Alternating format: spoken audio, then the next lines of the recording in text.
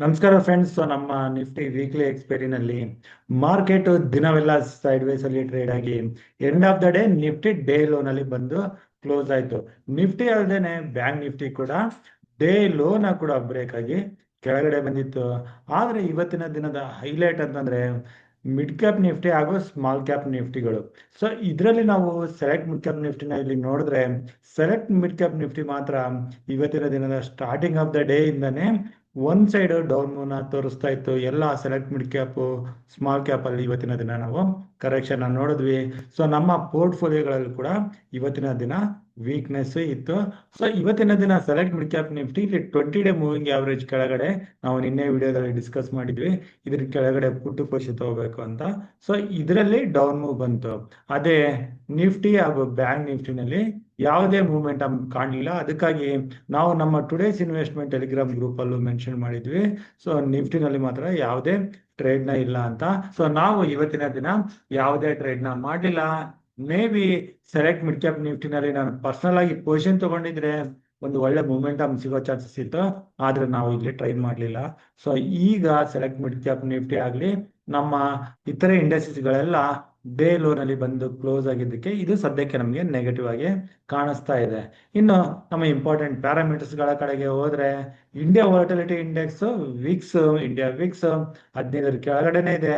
ಇದು ಏನಾದ್ರು 15 ಮೇಲೆ ಹೋದ್ರೆ ಮಾರ್ಕೆಟ್ ಅಲ್ಲಿ ಹೆಚ್ಚಿನ ಕರೆಕ್ಷನ್ ಬರೋ ಚಾನ್ಸಸ್ ಇರುತ್ತೆ. ಇದನ್ನ ನಾವು ಫಾಲೋ ಮಾಡ್ಲೇಬೇಕಾಗುತ್ತೆ. ಇನ್ನು ಬ್ರೆಂಟ್ ಕ್ರೂಡ್ ಆಯಿಲ್ 75 ಹತ್ರನೇ ಇದೆ. ಇದು ಹೆಚ್ಚಾದ್ರೆ ಮಾರ್ಕೆಟ್ ಅಲ್ಲಿ ಕರೆಕ್ಷನ್, ಕಡಿಮೆ ಆದ್ರೆ ರಿಕವರಿ. ಸೊ ಈ ಫಾರ್ಮುಲಾನ ನಾವು ನೋಟ್ ಮಾಡ್ಕೊಂಡು ಇರ್ಲೇಬೇಕು. ಇನ್ನು ನಮ್ಮ ರುಪಿ 86 ಹತ್ರ ಇದೆ. ಇದು ನೆಗೆಟಿವ್ ಆಗುತ್ತೆ ಇಂಡಿಯನ್ ಇಕ್ವಿಟಿ ಮಾರ್ಕೆಟ್ಗೆ. US ಡಾಲರ್ ಇಂಡೆಕ್ಸ್ ಹಾಗೂ US 10 year ಬಾಂಡ್ yield ಕಡೆಯಿಂದ ನಿಮಗೆ ಯಾವುದೇ ನೆಗೆಟಿವ್ ಕ್ಲೂ ಅಂತೂ ಸಿಗ್ತಾ ಇಲ್ಲ. ಇನ್ನು US ಮಾರ್ಕೆಟ್ ಅಲ್ಲಿ US ನ ಡೌ ಜೋನ್ಸ್ ಫ್ಯೂಚರ್ಸ್ ಫ್ಲಾಟ್ ಆಗಿ ಇದೆ. ನಾಸ್ಡಾಕ್ ಇಂಡೆಕ್ಸ್ ಇದು ಕೂಡ ಫ್ಲಾಟ್ ಆಗಿದೆ. ಸೊ ನಿನ್ನೆ ದಿನ US ಮಾರ್ಕೆಟ್ ಅಲ್ಲಿ ಫೆಡ್ ರೇಟ್ ಅನೌನ್ಸ್ಮೆಂಟ್ ಬಂತು, ಅಲ್ಲಿ ಯಾವುದೇ ರೇಟ್ ಕಟ್ ಆಗಿಲ್ಲ. ಸೊ ಅದಕ್ಕಾಗಿ ನಾವು US ಮಾರ್ಕೆಟ್ ಕಡೆಯಿಂದ ಕೂಡ ಯಾವುದೇ ಮೂವ್ಮೆಂಟಮ್ನ ನೋಡ್ತಾ ಇಲ್ಲ. ಇನ್ನು ಇನ್ನೊಂದು ಕಡೆ ಜಿಯೋ ಪೊಲಿಟಿಕಲ್ ನ್ಯೂಸ್ ನಡೀತಾ ಇದೆ. ಇಸ್ರೇಲ್ ಇರಾನ್ ಮಧ್ಯೆ ಯುದ್ಧ, ಅಲ್ಲಿಂದ ಕೂಡ ಯಾವುದೇ ಯುದ್ಧ ನಿಲ್ಲೋದಾಗ್ಲಿ ಅಥವಾ ಯಾವ್ದಾದ್ರು ಒಂದು ದೊಡ್ಡ ಅಟ್ಯಾಕ್ ಬಗ್ಗೆ ಯಾವುದೇ ನ್ಯೂಸ್ ಇಲ್ಲ. ಸೊ ಹಾಗಾಗಿ ಮಾರ್ಕೆಟ್ ಅಲ್ಲಿ ಸರಿಯಾದ ಡೈರೆಕ್ಷನ್ ಇನ್ನು ಸಿಗ್ತಾ ಇಲ್ಲ ಅಂತ ಹೇಳ್ಬೋದು. ಇನ್ನು ಜಪಾನ್ ಇಂಡೆಕ್ಸ್ಗೆ ನೋಡಿದ್ರೆ ಜಪಾನ್ ಇಂಡೆಕ್ಸ್ ಕೂಡ ಸೈಡ್ ವೇಸ್ ಅಲ್ಲಿ ಟ್ರೇಡ್ ಆಗ್ತಾ ಇದೆ. ಸೊ ಓವರ್ ಆಲ್ ಆಗಿ ನ್ಯೂಟ್ರಲ್ ಟು ನೆಗೆಟಿವ್ ಸೆಂಟಿಮೆಂಟ್ ಈಗ ಕಾಣಿಸ್ತಾ ಇದೆ. ಇನ್ನು ನಾವು ಮಂತ್ಲಿ ಎಕ್ಸ್ಪೈರಿ ಆಪ್ಷನ್ ಚೈನಿಗೆ ಬಂದು ಇಲ್ಲಿ ನಿಫ್ಟಿ ಯಾವ ರೀತಿ ಡೇಟಾ ಬೀಟ್ ಆಗಿದೆ ಅಂತ ನೋಡಿದ್ರೆ ಈಗ ನಿಫ್ಟಿಗೆ 24,800 ಮೇಕರ್ ಬ್ರೇಕ್ ಲೆವೆಲ್ ಆಗಿರುತ್ತೆ. Support 24,500, resistance 25,000. ಸೊ ಇಷ್ಟು ಮಾತ್ರನೇ ನಾವು ಶುಕ್ರವಾರ ದಿನಕ್ಕೆ ಇಟ್ಕೊಳ್ಳೋಣ. ಇದನ್ನ ಇಟ್ಕೊಂಡು ನಾವು ನಿಫ್ಟಿನಲ್ಲಿ ಪೊಸಿಷನ್ ತಗೋಬೇಕು ಅಂತಂದ್ರೆ ಸೊ ನಿಫ್ಟಿ ಕ್ಲೋಸಿಂಗ್ ನೆಗೆಟಿವ್ ಆಗಿರೋ ಕಾರಣ ನಾನು ನಿಫ್ಟಿ ಫ್ಲಾಟ್ ಆಗಿ ಓಪನ್ ಆದ್ರೆ ನಿಫ್ಟಿನಲ್ಲಿ ನಾನು 24,850 ಮೇಲೆ ಸ್ಟಾಪ್ ಲಾಸ್ ನ ಪ್ಲಾನ್ ಮಾಡಿ ಪುಟ್ಟಲ್ಲಿಯೇ ಪೊಸಿಷನ್ ತೊಗೊಳಕ್ಕೆ ನೋಡ್ತೀನಿ.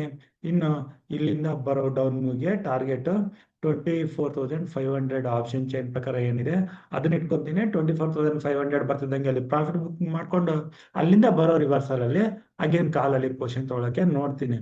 ಇನ್ನು 24,500 ಕೆಳಗಡೆ ಕ್ಲೋಸಿಂಗ್ ಬಂತು ಶುಕ್ರವಾರ ದಿನ ಅಂತಂದ್ರೆ ನಾನು ಸೋಮವಾರಕ್ಕೂ ಪುಟ್ ಸೈಡ್ ಅಲ್ಲಿ ಪೊಸಿಷನ್ ತಗೊಂಡು ಹೋಗ್ತೀನಿ. ಇನ್ನು ಕಾಲ್ ಸೈಡ್ ಅಲ್ಲಿ ಯಾವಾಗ ತಗೋಬೇಕು ಅಂತಂದ್ರೆ ಏನಾದ್ರೂ ನಿಫ್ಟಿ ನಮ್ಮ ಪುಟ್ ಸೈಡಿನ ಸ್ಟಾಪ್ ಲಾಸ್ ಹಿಟ್ಟಾಗಿ 24,850 ಮೇಲೆ ಟ್ರೇಡ್ ಆಗಕ್ಕೆ ಶುರು ಆದ್ರೆ ಅಲ್ಲಿ 24,900 ಮೇಲೆ ಮಾತ್ರನೇ ನಾನು ಕಾಲ್ ಪೊಸಿಷನ್ ತಗೊಳಕ್ಕೆ ನೋಡ್ತೀನಿ. ನಿಫ್ಟಿ 24,900 ಮೇಲೆ ಟ್ರೇಡ್ ಆಗಕ್ಕೆ ಶುರು ಆದ್ರೆ 25,000 ರೆಸಿಸ್ಟೆನ್ಸ್ ಇರುತ್ತೆ. ಸೊ ನನ್ನ ಪ್ರಕಾರ ಅದನ್ನು ಬ್ರೇಕ್ ಆಗಿ ನಿಫ್ಟಿ ಟುವರ್ಡ್ಸ್ 25,200, 25,300 ಕೂಡ ಹೋಗೋ ಚಾನ್ಸಸ್ ಇರುತ್ತೆ. ಸೊ ನಾವು ಲಾಂಗ್ ಸೈಡ್ ಅಲ್ಲಿ ಕಾಲಲ್ಲಿ ಪೊಸಿಷನ್ಸ್ ವೀಕೆಂಡ್ ಅಲ್ಲಿ ತಗೊಂಡು ಹೋಗ್ಬೇಕು ಅಂತಂದ್ರೆ ನಿಫ್ಟಿ 25,000 ಮೇಲೆ ಮಾತ್ರನೇ ಕ್ಲೋಸಿಂಗ್ ಕೊಡ್ಬೇಕಾಗುತ್ತೆ. ಸೊ ಇದು ನಿಫ್ಟಿ ಆಯ್ತು. ಇನ್ನು ಬ್ಯಾಂಕ್ ನಿಫ್ಟಿಗೆ ಬಂದ್ರೆ ಬ್ಯಾಂಕ್ ನಿಫ್ಟಿ 55,700 ಅಥವಾ 55,800 ಈ ಲೆವೆಲ್ ಇರೋವರೆಗೂ ಪುಟ್ಟಲ್ಲಿ ಪೊಸಿಷನ್ ತೊಗೊಳಕ್ಕೆ ನೋಡೋಣ. ನಮ್ಮ ಸ್ಟಾಪ್ ಲಾಸ್ ಏನಿದ್ರು 56,000 ಆಗಿರುತ್ತೆ. ಸೊ ಬ್ಯಾಂಕ್ ನಿಫ್ಟಿನಲ್ಲಿ ಈಗಿನ ಲೆವೆಲ್ ಇಂದ ಸ್ವಲ್ಪ ರಿಕವರಿ ಕಂಡ್ರೆ ಕೂಡ ನಾವು ಪುಟ್ ಪೊಸಿಷನ್ ತಗೊಂಡು 56,000 ಮೇಲೆ ಸ್ಟಾಪ್ ಲಾಸ್ ಇಟ್ಕೊಳ್ಳೋಣ. ಬ್ಯಾಂಕ್ ನಿಫ್ಟಿನಲ್ಲಿ ಕರೆಕ್ಷನ್ ಬರೋಕ್ಕೆ ಶುರು ಆದ್ರೆ ನಾವು ಆದಷ್ಟು ಪೊಸಿಷನಲ್ ಟ್ರೇಡ್ ನ ತಗೋಬೇಕಾಗುತ್ತೆ ಎಂಡ್ ಆಫ್ ದ ಡೇ ವರೆಗೂ. ಸೊ ಬ್ಯಾಂಕ್ ನಿಫ್ಟಿನಲ್ಲಿ ಕರೆಕ್ಷನ್ ಹೆಚ್ಚಾಗ್ತಾ ಹೋದ್ರೆ ಇದು ಕೆಳಗಡೆ 54,000 600-700 ವರೆಗೆ ಬರೋ ಚಾನ್ಸಸ್ ಇರುತ್ತೆ. ಸೊ ಈ ಡೌನ್ ಮೂವ್ಮೆಂಟ್ ಅಲ್ಲಿ ನಾವು ಬ್ಯಾಂಕ್ ನಿಫ್ಟಿನಲ್ಲಿ ಪುಟ್ ಪೊಸಿಷನ್ಸ್ ನ ತಗೋಬಹುದು. ಬ್ಯಾಂಕ್ ನಿಫ್ಟಿ 56,000 ಮೇಲೆ ಟ್ರೇಡ್ ಆಗೋಕೆ ಶುರು ಆದ್ರೆ ಆಗ ಅಲ್ಲಿ ಪೊಸಿಷನ್ ತಗೋಬೇಕಾ ಬೇಡ ಅಂತ ನಾವು ನಮ್ಮ ಟುಡೇಸ್ ಇನ್ವೆಸ್ಟ್ಮೆಂಟ್ ಟೆಲಿಗ್ರಾಮ್ ಗ್ರೂಪ್ ಅಲ್ಲಿ ಅಪ್ಡೇಟ್ ಮಾಡ್ತೀನಿ. ಸೊ ಇದು ಬ್ಯಾಂಕ್ ನಿಫ್ಟಿ ಆಯ್ತು. ಇನ್ನು ಸೆಲೆಕ್ಟ್ ಮಿಡ್ ಕ್ಯಾಪ್ ನಿಫ್ಟಿಗೆ ಬಂದ್ರೆ select mid cap Nifty closing ಬಹಳ ವೀಕ್ ಇತ್ತು. ಇನ್ನು ಸೆಲೆಕ್ಟ್ ಮಿಡ್ ಕ್ಯಾಪ್ ನಿಫ್ಟಿ ಈಗಿನ ಕ್ಲೋಸಿಂಗ್ 12,700 ಹತ್ರ ಏನಿದೆ. ಸೊ ಇಲ್ಲಿ ಏನಾದರೂ ರಿಕವರಿ ಬಂದ್ರೆ ನಾವು ಯಾವುದೇ ಕಾಲಲ್ಲಿ ಪೊಸಿಷನ್ ತಗೊಳ್ಳಲ್ಲ. ಪುಟ್ ಪೊಸಿಷನ್ಸ್ ಏನಾದ್ರೂ ಇದ್ರೆ, ಏನಾದ್ರೂ ಇದು ಗ್ಯಾಪ್ ಅಪ್ ಅಲ್ಲಿ ಓಪನ್ ಆಗಿ ಕನ್ಸಲ್ಟೇಷನ್ ಆಗಿ ಡೇ ಲೋನ ಕಟ್ಟಾದ್ರೆ ಪುಟ್ ಪೊಸಿಷನ್ಸ್ ನ ಟ್ರೈ ಮಾಡೋಣ. ನಮ್ಮ ಟಾರ್ಗೆಟ್ ಕೆಳಗಡೆ 12,500 ವರೆಗೆ ಸೆಲೆಕ್ಟ್ ಮಿಡ್ ಕ್ಯಾಪ್ ನಿಫ್ಟಿನಲ್ಲಿ ಇರುತ್ತೆ. ಸೊ ಈ ಎಲ್ಲ ಲೆವೆಲ್ಸ್ ನ ಇಟ್ಕೊಂಡು ನಾವು ನಿಫ್ಟಿ, ಬ್ಯಾಂಕ್ ನಿಫ್ಟಿ ಹಾಗೂ ಸೆಲೆಕ್ಟ್ ಮಿಡ್ ಕ್ಯಾಪ್ ನಿಫ್ಟಿನಲ್ಲಿ ಶುಕ್ರವಾರ ದಿನ 28 ಜೂನ್ ಟ್ರೇಡ್ ಮಾಡೋಕೆ ನೋಡೋಣ.